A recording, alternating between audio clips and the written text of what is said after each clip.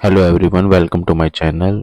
आज हम करने वाले हैं electronic spreadsheet unit number 2 information technology 402 की, जो हमारी हेल्प करेंगे ग्रेड 10 सीबीएसई एग्जाम में 24 आउट ऑफ 24 क्वेश्चन टिक करने में, जो कि हमारे एमसीक्यू बेस्ड होने वाले हैं।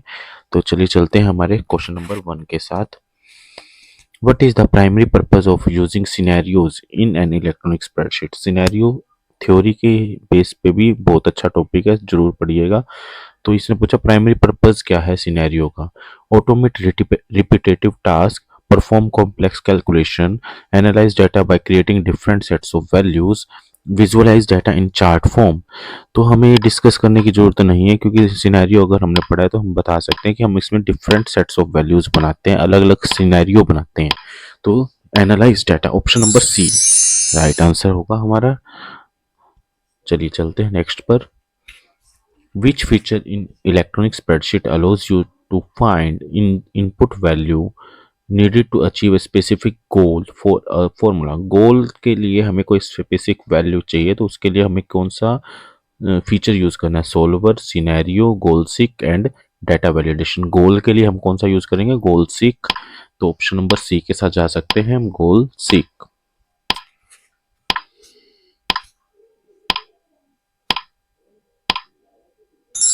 Right answer. Next question is, in the context of goal seek, which of the following is not a parameter you need to set? Set cell to value by changing cell, scenario summary. हमें इन तीनों चारों में से कौन सा option नहीं set करना पड़ता? तो गोल सीक और सिनेरियो दो अलग अलग चीज़ है, तो हमें पता ही चल रहा है कि सिनेरियो समरी इससे कोई रिलेशन में नहीं रहेगी। बाकी तीन चीज़ जो है हमें फॉर्मूला लगाते समय, गोल सीक बनाते समय हमें ये सेट करना पड़ता है, वैल्यूज को चेंज करना पड़ता है, इसके अंदर इनपुट देना पड़ता है इनको। तो option number D is correct. Next question is, when using scenario manager in spreadsheet, what you can use create to show the result of multiple scenarios? Pivot tables, scenario summary report, data tables, solver report. देखिए अब इसमें भी तीन चीज जो है वो बिल्कुल ही अलग है, और सिनेरियो से रिलेटेड एक ही चीज है, option number B scenario summary report. तो हम ऑप्शन नंबर बी के साथ जाएंगे।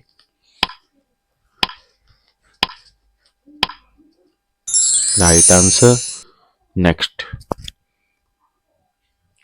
which feature of in spreadsheet allows you to connect and update data from worksheet to another within the same workbook?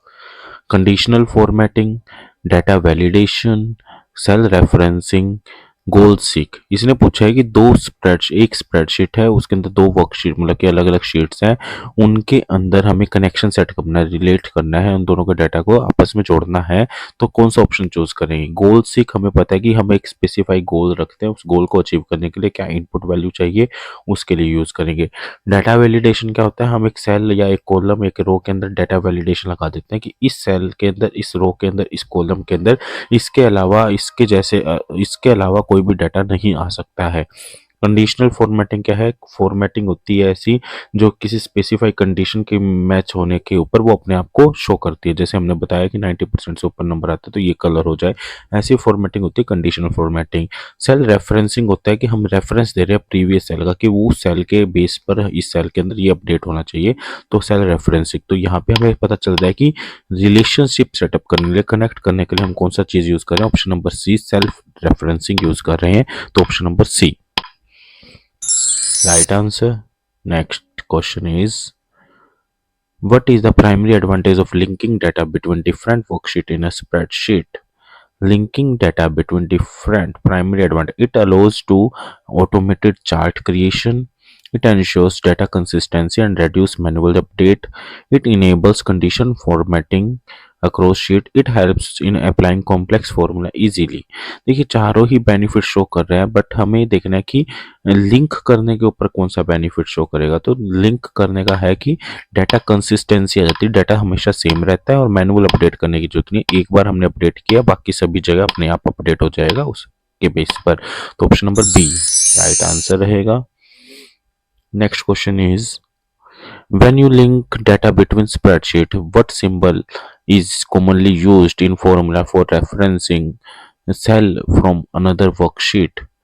@ Hashtag, dollar symbol, exclamation mark. तो हम option number D के साथ जाएंगे। कभी भी आप दो शीटों को कंबाइन करके देखिएगा, कनेक्ट करके देखिएगा, लिंक करके देखिएगा, कौन सा सिंबल आ जाता है शीट के नाम के साथ। ऑप्शन नंबर डी वाला, exclamation mark. Okay. Next question is, which of the following is true about linking data between different spreadsheet? True statement चाहिए।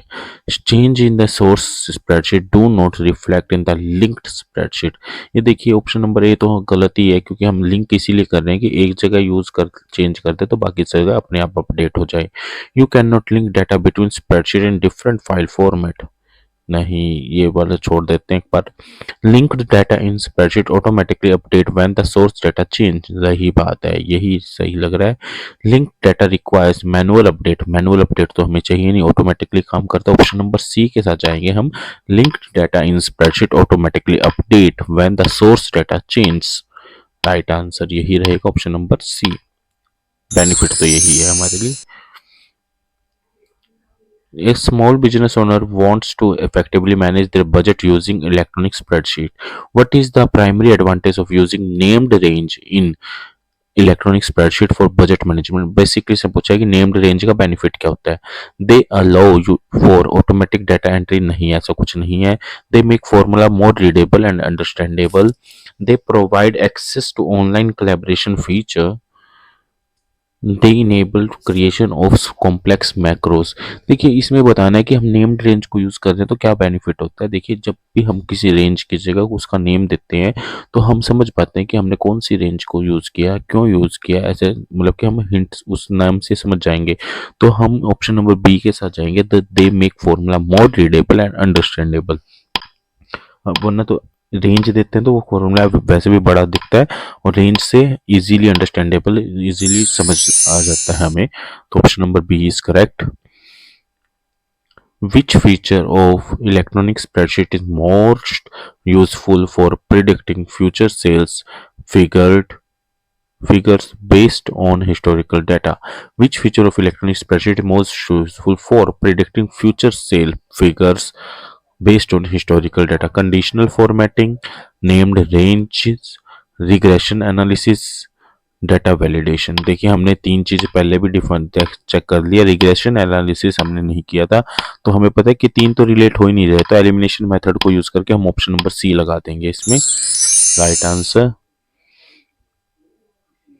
What function in electronic spreadsheet is best suited for automatically alerting user when inventory level are low and item need to be reordered? Data validation, conditional formatting, pivot tables, goal seek.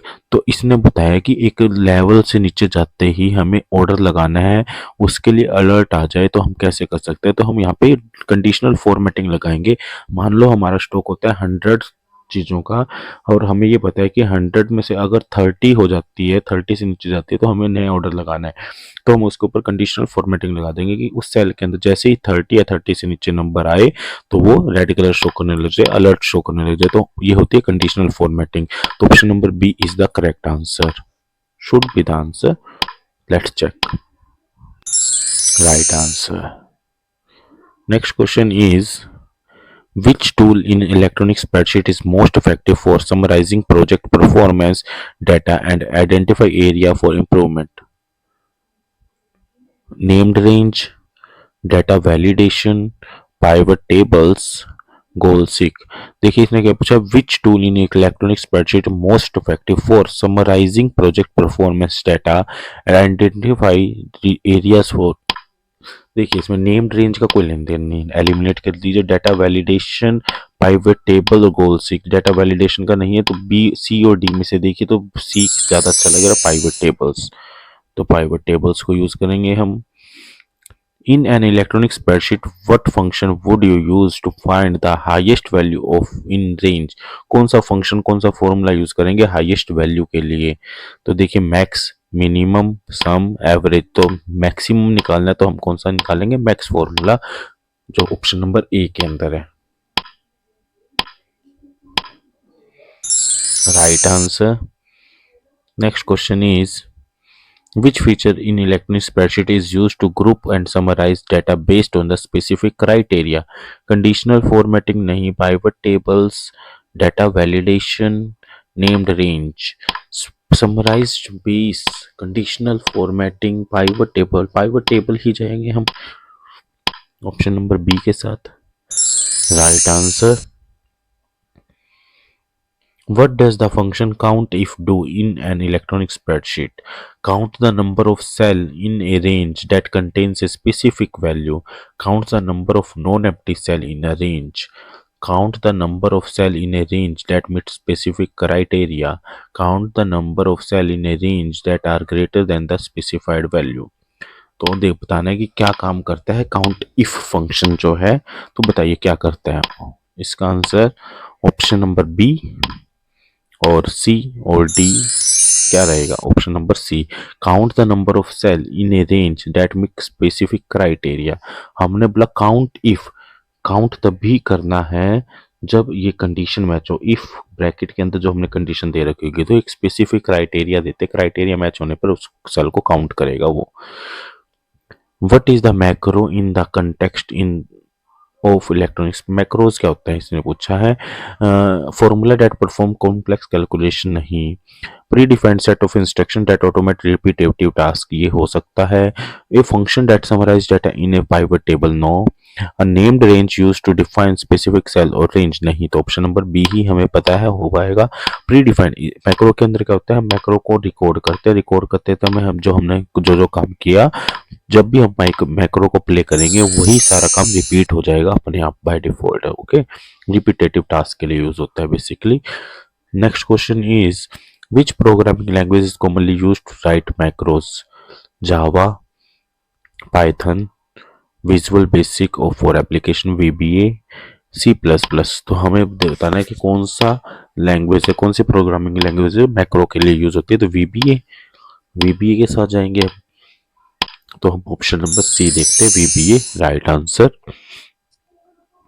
Next question is what is the primary advantage of using macros for automating a generation of cell report.